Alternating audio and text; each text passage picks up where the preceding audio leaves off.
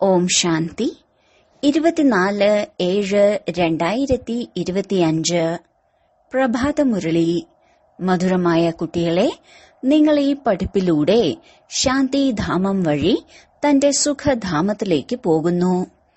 ഇതുതന്നെയാണ് നിങ്ങളുടെ ലക്ഷ്യം. ഇതൊരിക്കലും മറക്കരുത്.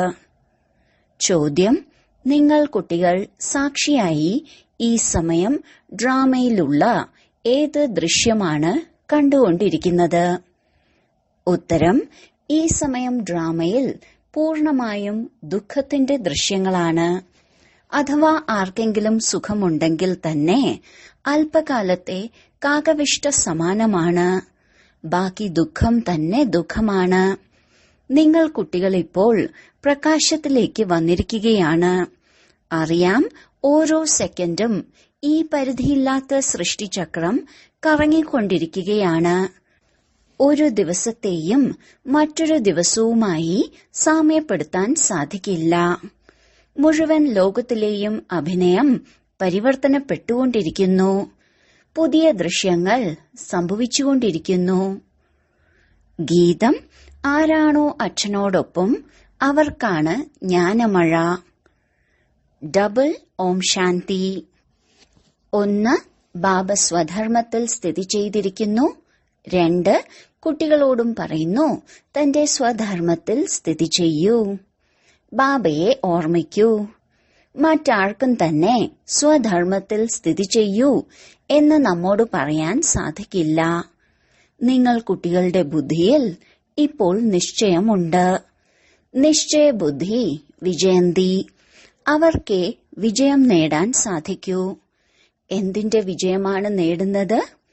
ബാബയിൽ നിന്ന് സമ്പത്ത് നേടുന്നതിന്റെ വിജയം. സ്വർഗത്തിലേക്ക് പോകുക, ഇതാണ് ബാബയിൽ നിന്നുള്ള സമ്പത്ത് നേടുന്നതിന്റെ വിജയം ലഭിക്കുക എന്നത്. ബാക്കിയെല്ലാം പദവി ലഭിക്കുന്നതിനുള്ള പുരുഷാർത്ഥമാണ്. സ്വർഗത്തിലേക്ക് തീർച്ചയായും പോകണം. കുട്ടികൾക്കറിയാം, ഇത് മോശമായ ലോകമാണ്. വളരെയധികം ദുഃഖം വരാൻ പോവുകയാണ്. ഡ്രാമയുടെ ചക്രത്തെക്കുറിച്ചും നിങ്ങൾക്കറിയാം. അനേകം തവണ നിങ്ങൾ കുട്ടികളെ പാവനമാക്കുന്നതിനായി സർവാത്മാക്കളെയും കൊതുകൻ കൂട്ടത്തിന് സമാനം കൊണ്ടുപോകാനായി ബാബ വന്നിട്ടുണ്ട്. പിന്നീട് സ്വയം നിർവാണധാമത്തിലേക്ക് പോയി വസിക്കുന്നു. കുട്ടികളും നിർവാണധാമത്തിലേക്ക് പോകും. നിങ്ങൾ കുട്ടികൾക്ക് ഈ ഒരു സന്തോഷമുണ്ടായിരിക്കണം. ഈ പഠിപ്പിലൂടെ നമ്മൾ ശാന്തിധാമം വഴി സുഖധാമത്തിലേക്ക് പോകും. ഇതാണ് നിങ്ങളുടെ ലക്ഷ്യം.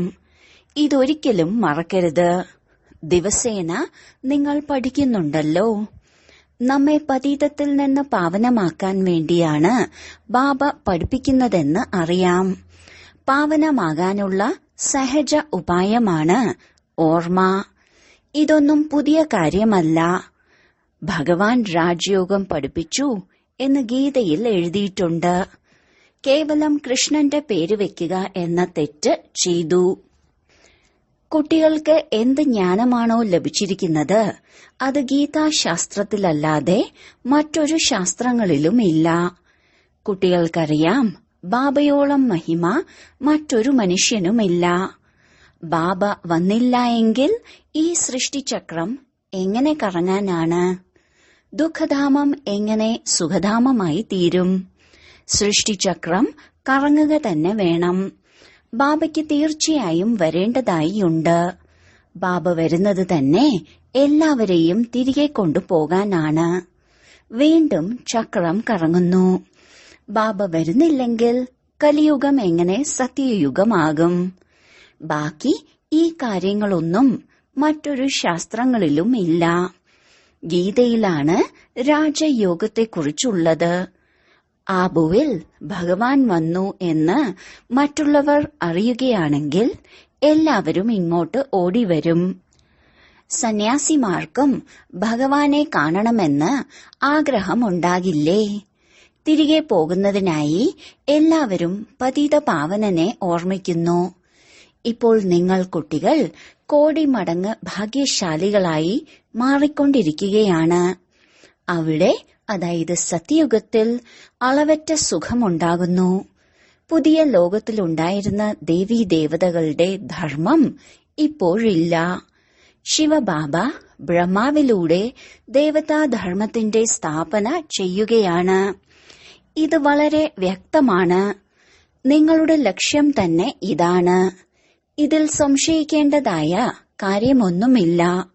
മുന്നോട്ടു പോകവേ എല്ലാം മനസ്സിലായിക്കോളും. രാജധാനി സ്ഥാപിക്കപ്പെടുകയാണെന്ന് മനസ്സിലാകും. ആദിസനാതന ധർമ്മം ദേവതകളുടേതാണ്. നിങ്ങൾ സ്വർഗത്തിലായിരുന്നപ്പോൾ ഈ ദേശത്തിന്റെ പേര് ഭാരതം എന്നായിരുന്നു.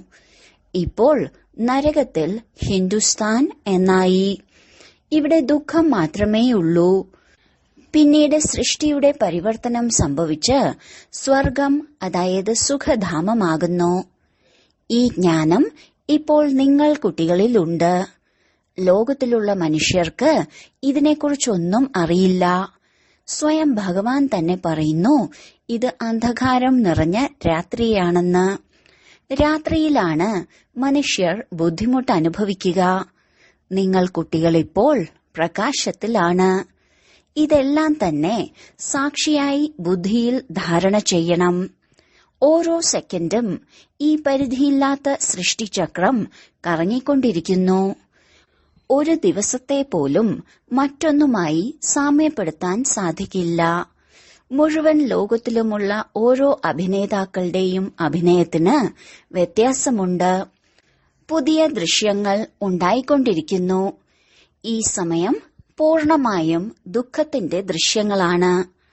അഥവാ സുഖമുണ്ടെങ്കിൽ പോലും അല്പകാലത്തേതാണ്. ബാക്കി ദുഃഖം തന്നെ ദുഃഖമാണ്. ഈ ജന്മത്തിൽ സുഖമാണെങ്കിൽ അടുത്ത ജന്മത്തിൽ ദുഃഖമായിരിക്കും. ഇപ്പോൾ നിങ്ങൾ കുട്ടികളുടെ ബുദ്ധിയിലുണ്ട്, നമുക്ക് നമ്മുടെ വീട്ടിലേക്ക് പോകണം.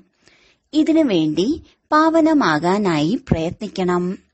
ശ്രീ ശ്രീ ശിവബാബ ശ്രീ ലക്ഷ്മി നാരായണനായി മാറാനുള്ള ശ്രീമതമാണ് നൽകുന്നത്. ഒരു വക്കീലിന്റെ മതമാണ് വക്കീലായി ഭവിക്കട്ടെ എന്ന്. ഇപ്പോൾ ബാബയും പറയുന്നു, ശ്രീമതത്തിലൂടെ ലക്ഷ്മി നാരായണനായി തീരൂ. സ്വയത്തോട് ചോദിക്കണം, എന്നിൽ ഏതെങ്കിലും അവഗുണമുണ്ടോ? ഈ സമയത്താണ് എല്ലാവരും പാടുന്നത്, ഗുണമില്ലാത്ത എന്നിൽ ദയ ചൊരിഞ്ഞാലും. ബാബ പറയുന്നു, കുട്ടികളെ, ഞാൻ ആരിലും ദയ കാണിക്കുന്നില്ല. ഓരോരുത്തരും അവനവന്റെ മേലാണ് ദയ കാണിക്കേണ്ടത്. ഈ ഡ്രാമ ഉണ്ടാക്കപ്പെട്ടതാണ്. ദയയില്ലാത്ത രാവണൻ നിങ്ങളെ ദുഃഖത്തിലേക്ക് കൊണ്ടുവന്നു. ഇതും ഡ്രാമയിൽ അടങ്ങിയിട്ടുള്ളതാണ്. ഇതിൽ രാവണന്റെ ദോഷമൊന്നുമില്ല. ബാബ വന്ന് കേവലം നിർദ്ദേശങ്ങൾ നൽകുന്നു. ഇതിനെ തന്നെയാണ് ബാബയുടെ ദയ എന്ന് പറയുന്നത്. ബാക്കി ഈ രാവണ രാജ്യം വീണ്ടും ഉണ്ടാകുന്നു. ഡ്രാമ അനാദിയാണ്. ഇതിൽ രാവണന്റെയോ മനുഷ്യരുടെയോ ദോഷമില്ല. ചക്രം കറങ്ങുക തന്നെ വേണം. രാവണനിൽ നിന്ന് മുക്തമാകാനുള്ള യുക്തികളാണ് ബാബ പറഞ്ഞു തരുന്നത്. രാവണന്റെ മതമനുസരിച്ച് ജീവിച്ച് നിങ്ങൾ എത്ര പാപാത്മാക്കളായി മാറി. ഇപ്പോൾ ലോകം പഴയതാണ്. പിന്നീട് തീർച്ചയായും പുതിയ ലോകം വരും. ചക്രം കറങ്ങുമല്ലോ. തീർച്ചയായും സത്യയുഗത്തിന് വരിക തന്നെ വേണം. ഇപ്പോൾ സംഗമയുഗമാണ്. മഹാഭാരത യുദ്ധവും ഈ സമയത്തേതാണ്. വിനാശകാലെ വിപരീത ബുദ്ധി വിനശന്തി. ബാക്കി ഇതെല്ലാം തന്നെ സംഭവിക്കേണ്ടതാണ്. പവിത്രമാകാതെ ദേവതയാകാൻ ബുദ്ധിമുട്ടുള്ളതാണെന്നും അറിയാം. ഇപ്പോൾ ശ്രേഷ്ഠ ദേവതയാകാൻ ബാബയിൽ നിന്നുള്ള ശ്രീമതം ലഭിച്ചിരിക്കുകയാണ്. ഇങ്ങനെ ഒരു മതം മറ്റെവിടെ നിന്നും ലഭിക്കില്ല. ഭഗവാന് ശ്രീമതം നൽകാനുള്ള പാർട്ട് സംഗമത്തിലാണ്. മറ്റാരിലും തന്നെ ഈ ജ്ഞാനമില്ല. ആത്മീയ ജ്ഞാനം ജ്ഞാനസാഗരനായ പരമാത്മാവാണ് നൽകുന്നത്.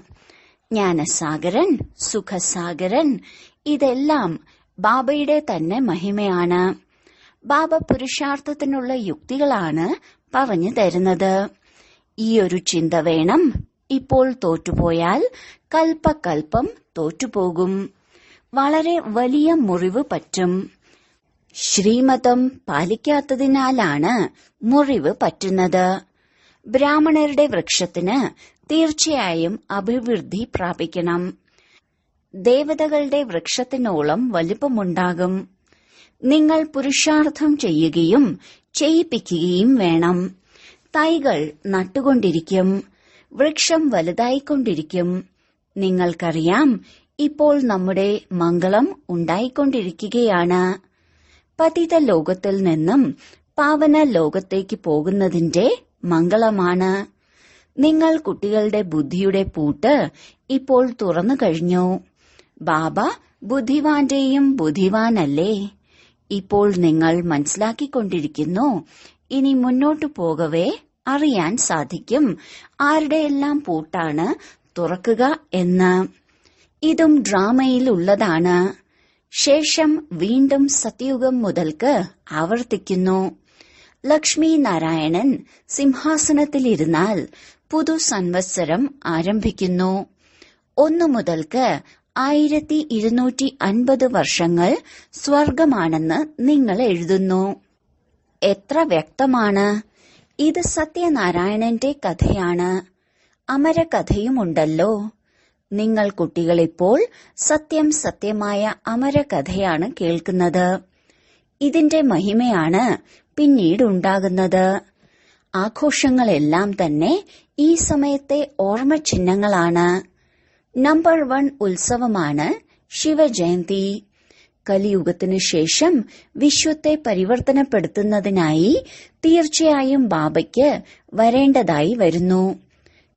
ചിത്രങ്ങൾ ആരെങ്കിലും നോക്കുകയാണെങ്കിൽ എത്ര നല്ല രീതിയിലാണ് പൂർണമായ കണക്കുകൾ കാണിച്ചിരിക്കുന്നത്. നിങ്ങൾ ചിത്രങ്ങൾ കൊണ്ടുവേണം മറ്റുള്ളവരെ സത്കരിക്കാൻ. എത്രത്തോളം കൽപ്പം മുൻപും പുരുഷാർത്ഥം ചെയ്തോ അത്രത്തോളം തീർച്ചയായും ചെയ്യും. സാക്ഷിയായി മറ്റുള്ളവരുടെ പുരുഷാർത്ഥത്തെയും നോക്കണം. അവനവന്റെ പുരുഷാർത്ഥത്തെക്കുറിച്ചും അറിയണം. വിദ്യാർത്ഥികൾക്ക് തന്റെ പഠിപ്പിനെക്കുറിച്ച് അറിയില്ലേ? ഞാൻ ഈ വിഷയത്തിൽ വളരെ മോശമാണെന്ന് മനസ്സിലായാൽ ഒരുപാട് ഹൃദയം വേദനിക്കും. പിന്നീട് തോറ്റുപോകും. പരീക്ഷ സമയത്ത് മോശമായ കുട്ടികളുടെ ഹൃദയം പിടഞ്ഞുകൊണ്ടിരിക്കും. നിങ്ങൾ കുട്ടികൾക്കും സാക്ഷാത്കാരം ലഭിക്കുന്നു. എന്നാൽ തോറ്റുകഴിഞ്ഞാൽ എന്തു ചെയ്യാൻ സാധിക്കും? സ്കൂളിൽ തോറ്റുപോയാൽ ബന്ധുക്കളും ടീച്ചേഴ്സും ദേഷ്യപ്പെടുന്നു. പറയുന്നു, ഞങ്ങളുടെ സ്കൂളിൽ നിന്നും കുറഞ്ഞ പാസ്സാണെങ്കിൽ ടീച്ചേഴ്സ് നല്ലതല്ലാത്തതുകൊണ്ടാണെന്ന് മറ്റുള്ളവർ പറയും. ബാബയ്ക്കുമറിയാം സെന്ററുകളിൽ ആരെല്ലാമാണ് നല്ല ടീച്ചർമാർ, എങ്ങനെയെല്ലാമാണ് പഠിപ്പിക്കുന്നത്, ആരെല്ലാമാണ് നല്ല രീതിയിൽ പഠിപ്പിച്ച് ആത്മാക്കളെ തയ്യാറാക്കി കൊണ്ടുവരുന്നത്. ബാബ പറയുന്നു, കാർമേഘങ്ങളെ കൊണ്ടുവരണം. ചെറിയ കുട്ടികളെ കൊണ്ടുവന്നാൽ അവരിൽ മോഹമുണ്ടാകുന്നു. ഒറ്റയ്ക്ക് വന്നാൽ മാത്രമേ ബുദ്ധി ഇതിൽ തന്നെ മുഴുകൂ. നിങ്ങൾ അവിടെയും കുട്ടികളെ നോക്കിക്കൊണ്ടിരിക്കുന്നുണ്ടല്ലോ. ബാബ പറയുന്നു, ഈ പഴയ ലോകം ശ്മശാനമാകേണ്ടതാണ്. പുതിയ കെട്ടിടം ഉണ്ടാക്കുമ്പോൾ ബുദ്ധിയിലുണ്ടാകുമല്ലോ. നമ്മൾ പുതിയത് ഉണ്ടാക്കുകയാണ്. ജോലികളെല്ലാം ചെയ്തുകൊണ്ടും ബുദ്ധി പുതിയ കെട്ടിടത്തിലേക്ക് പോകുന്നു. മിണ്ടാതിരിക്കാൻ സാധിക്കില്ലല്ലോ. അത് പരിധിയുള്ള കാര്യം, ഇവിടെ പരിധിയില്ലാത്ത കാര്യം. ഓരോ കാര്യങ്ങൾ ചെയ്തുകൊണ്ടും ഈ സന്തോഷമുണ്ടായിരിക്കണം. ഇപ്പോൾ നമ്മൾ വീട്ടിലേക്ക് പോയി പിന്നീട് തന്റെ രാജധാനിയിലേക്ക് തിരികെ വരും. എന്നാൽ അപാര സന്തോഷമുണ്ടായിരിക്കും. ബാബ പറയുന്നു, തന്റെ കുട്ടികളെയും സംരക്ഷിക്കണം. എന്നാൽ ബുദ്ധി അവിടെ വെക്കണം. ഓർമ്മിക്കാതെ ഒരിക്കലും പാവനമാകാൻ സാധിക്കില്ല. ഓർമ്മയിലൂടെ പവിത്രമാകുന്നു. ജ്ഞാനത്തിലൂടെ സമ്പാദിക്കാം. ഇവിടെ എല്ലാവരും പതീതരാണ്. 2 തീരങ്ങളുണ്ട്. ബാബയെ തോണിക്കാരനെന്ന് പറയുന്നുണ്ടെങ്കിലും അർത്ഥം മനസ്സിലാക്കുന്നില്ല. നിങ്ങൾക്കറിയാം, ബാബ അക്കരെ കടത്തുകയാണ്. ആത്മാവിനറിയാം, നമ്മളിപ്പോൾ ബാബയെ ഓർമ്മിച്ച് വളരെ സമീപത്തേക്ക് പോയിക്കൊണ്ടിരിക്കുകയാണ്. തോണിക്കാരൻ എന്ന പേരും അർത്ഥസഹിതമാണ്. എല്ലാവരും മഹിമ പാടാറുണ്ട്, എന്റെ തോണി അക്കരെ കടത്തൂ. സത്യയുഗത്തിൽ ഇങ്ങനെ പറയുമോ? കലിയുഗത്തിൽ തന്നെയാണ് വിളിക്കുന്നത്. നിങ്ങൾ കുട്ടികൾ മനസ്സിലാക്കുന്നു, വിവേകഹീനർക്ക് ഇങ്ങോട്ട് വരേണ്ടതില്ല. ഇത് ബാബ തീർത്തും നിരോധിച്ചിരിക്കുകയാണ്. നിശ്ചയമില്ലെങ്കിൽ ഒരിക്കലും ഇങ്ങോട്ട് കൊണ്ടുവരരുത്. കാരണം അവർ ഒന്നും തന്നെ മനസ്സിലാക്കില്ല. ആദ്യം 7 ദിവസത്തെ കോഴ്സ് കൊടുക്കണം. ചിലർക്ക് 2 ദിവസം കൊണ്ട് തന്നെ അമ്പേൽക്കാറുണ്ട്. നല്ലതാണെന്ന് തോന്നിക്കഴിഞ്ഞാൽ പിന്നെ ഒരിക്കലും ഉപേക്ഷിക്കില്ല. ഞങ്ങൾ വീണ്ടും 7 നാളുകൾ കൂടി പഠിക്കാമെന്ന് പറയുന്നു. അപ്പോൾ തന്നെ നിങ്ങൾക്ക് അവർ ഈ കുലത്തിലേതാണെന്നുള്ളത് മനസ്സിലാക്കാൻ സാധിക്കുന്നു. തീക്ഷ്ണബുദ്ധിയുള്ളവർ മറ്റൊരു കാര്യത്തെക്കുറിച്ചും ചിന്തിക്കില്ല. ഒരു ജോലി പോയാൽ തന്നെ മറ്റൊന്ന് ലഭിക്കുമല്ലോ എന്ന് ചിന്തിക്കുന്നു. ഏത് കുട്ടികളുടെ ഹൃദയത്തിലാണോ പ്രഭുവിനോട് പ്രീതിയുള്ളത്, അവരുടെ ജോലി ഒരിക്കലും ഇല്ലാതാവുകയില്ല. അവർ സ്വയം തന്നെ ഇതിനെക്കുറിച്ച് അത്ഭുതപ്പെടാറുണ്ട്. പെൺകുട്ടികൾ പറയുന്നു, ബാബ, ഞങ്ങളുടെ പതിയുടെ ബുദ്ധി തിരിപ്പിക്കൂ. ബാബ പറയുന്നു, ഇതെന്നോട് പറയണ്ട. നിങ്ങൾ യോഗബലത്തിലിരുന്ന് പിന്നെ ജ്ഞാനം മനസ്സിലാക്കി കൊടുക്കൂ. ബാബ ബുദ്ധിയെ തിരിപ്പിക്കുകയില്ല. അങ്ങനെയെങ്കിൽ പിന്നെ എല്ലാവർക്കും ഈ പണി ചെയ്തു കൊടുക്കേണ്ടതായി വരും. ഏതെങ്കിലും രീതി തുടങ്ങിയാൽ പിന്നെ അതിൽ തന്നെ മുറുകെ പിടിച്ചിരിക്കും. ഏതെങ്കിലും ഗുരുവിൽ നിന്ന് ആർക്കെങ്കിലും എന്തെങ്കിലും നേട്ടം വരികയാണെങ്കിൽ അവരുടെ പുറകെ തന്നെ കൂടുന്നു. പുതിയ ആത്മാക്കൾ മുകളിൽ നിന്ന് വരുമ്പോൾ അവരുടെ മഹിമ പാടാറുണ്ടല്ലോ. പിന്നീട് അവർക്ക് നിറയെ ശിഷ്യരുണ്ടാകുന്നു. അതുകൊണ്ട് നിങ്ങൾ ഇങ്ങനെയുള്ള കാര്യങ്ങളൊന്നും തന്നെ കാണരുത്. നിങ്ങൾക്ക് സ്വയം അവനവനെ നോക്കണം. ഞാൻ എത്രത്തോളം പഠിക്കുന്നുണ്ട്? ഇത് ബാബ വളരെയധികം വിശദമായി ചിറ്റാറ്റ് നടത്തുകയാണ്. ബാക്കി ഇതുമാത്രം പറയൂ, ബാബയെ ഓർമ്മിക്കണം. ഇത് വീട്ടിലിരുന്നു കൊണ്ടാണെങ്കിലും ചെയ്യാൻ സാധിക്കുന്നു. ബാബ ജ്ഞാനസാഗരനാണെങ്കിൽ തീർച്ചയായും ജ്ഞാനവും നൽകുമല്ലോ. ബാക്കി മുഖ്യമായ കാര്യമാണ് മന്മനാഭവ. അതിനോടൊപ്പം സൃഷ്ടിയുടെ ആദിമധ്യ അന്ത്യത്തിന്റെ രഹസ്യത്തെക്കുറിച്ച് മനസ്സിലാക്കി തരുന്നു. വളരെ നല്ല നല്ല ചിത്രങ്ങളും ഇപ്പോഴുണ്ടല്ലോ. അതിന്റെ അർത്ഥത്തെക്കുറിച്ച് ബാബ മനസ്സിലാക്കി തരുന്നു. വിഷ്ണുവിന്റെ നാഭിയിൽ നിന്ന് ബ്രഹ്മാവിനെ കാണിച്ചിട്ടുണ്ട്. ത്രിമൂർത്തി ബ്രഹ്മാവെന്നും പറയുന്നു. വിഷ്ണുവിന്റെ നാഭിയിൽ നിന്ന് വരുന്നതായും കാണിക്കുന്നു. ഇതിന്റെ എല്ലാം അർത്ഥം എന്താണ്? ബാബ ഇത് ശരിയാണോ തെറ്റാണോ എന്ന് മനസ്സിലാക്കി തരുന്നു. തന്റെ മനോധർമ്മത്തിലും ചിലർ ധാരാളം ചിത്രങ്ങൾ ഉണ്ടാക്കുമല്ലോ. ചില ശാസ്ത്രങ്ങളിലും ചക്രത്തെക്കുറിച്ച് കാണിച്ചിട്ടുണ്ട്. എന്നാൽ പലരും ചക്രത്തിന് പല പല ആയുസ്സാണ് കാണിച്ചിട്ടുള്ളത്. അനേക മതങ്ങളാണ്. ശാസ്ത്രങ്ങളിൽ പരിധിയുള്ള കാര്യങ്ങൾ കാണിച്ചിട്ടുണ്ട്. ബാബ പരിധിയില്ലാത്ത കാര്യങ്ങളാണ് മനസ്സിലാക്കി തരുന്നത്. ഈ സൃഷ്ടി മുഴുവനും രാവണന്റെ രാജ്യമാണ്. നിങ്ങൾ കുട്ടികളുടെ ബുദ്ധിയിൽ ഈ ജ്ഞാനമുണ്ട്. നമ്മൾ എങ്ങനെ പതീതമായി പിന്നീട് എങ്ങനെ പാവനമാകുന്നു. അവസാനമാണ് മറ്റുള്ള ധർമ്മങ്ങൾ വരുന്നത്. വിവിധ ധർമ്മങ്ങളാണ്. ഒന്നിനെയും മറ്റൊന്നുമായി താരതമ്യപ്പെടുത്താൻ സാധിക്കില്ല. ഒരേ രീതിയിലുള്ള പാർട്ട് ആർക്കും ഉണ്ടാകില്ല. ഇത് ഉണ്ടായതും ഉണ്ടാക്കപ്പെട്ടിട്ടുള്ളതുമായ നാടകമാണ് ആവർത്തിച്ചുകൊണ്ടിരിക്കുന്നത്. ബാബ കുട്ടികൾക്കാണ് മനസ്സിലാക്കി തരുന്നത്. സമയം കുറഞ്ഞുകൊണ്ടേയിരിക്കുന്നു. സ്വയം തന്നെ പരിശോധിക്കൂ, ഞാൻ എത്രത്തോളം സന്തോഷത്തോടെ ഇരിക്കുന്നുണ്ട്. വികർമ്മങ്ങൾ ഒന്നും തന്നെ ചെയ്യരുത്. കൊടുങ്കാറ്റുകൾ വരിക തന്നെ ചെയ്യും.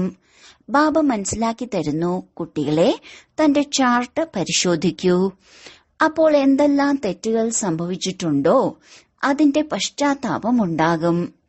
ഇത് യോഗബലത്തിലൂടെ സ്വയം തനിക്ക് മാപ്പ് നൽകുന്നതിന് സമാനമാണ്.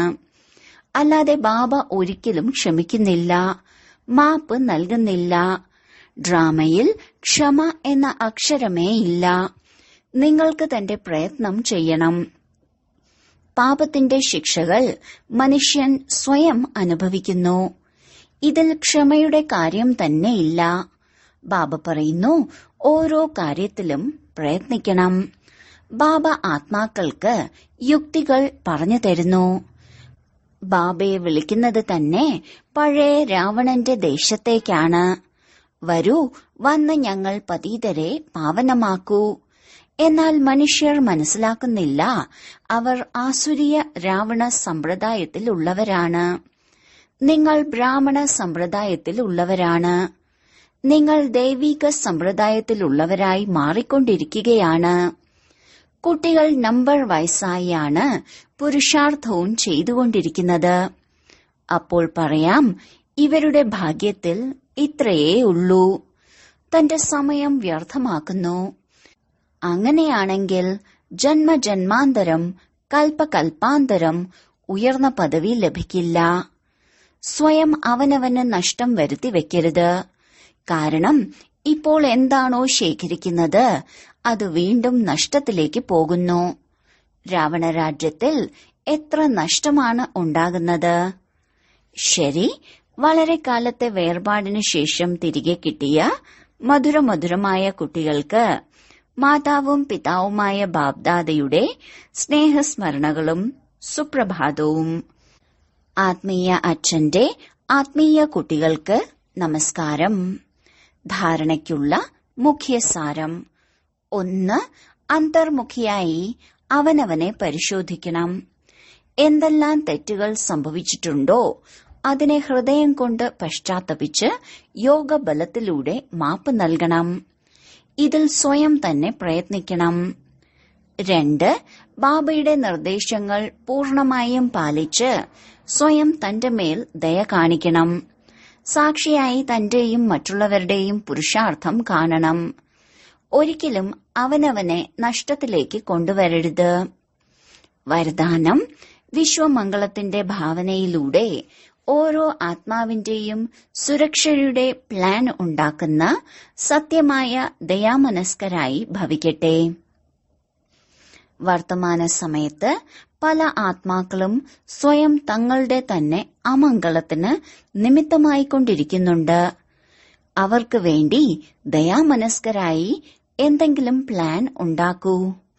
ഏതാത്മാവിന്റെയും പാർട്ട് കണ്ട് സ്വയം ചഞ്ചലപ്പെടരുത്. മറിച്ച് അവരുടെ സുരക്ഷയ്ക്കുള്ള മാർഗം ചിന്തിക്കൂ.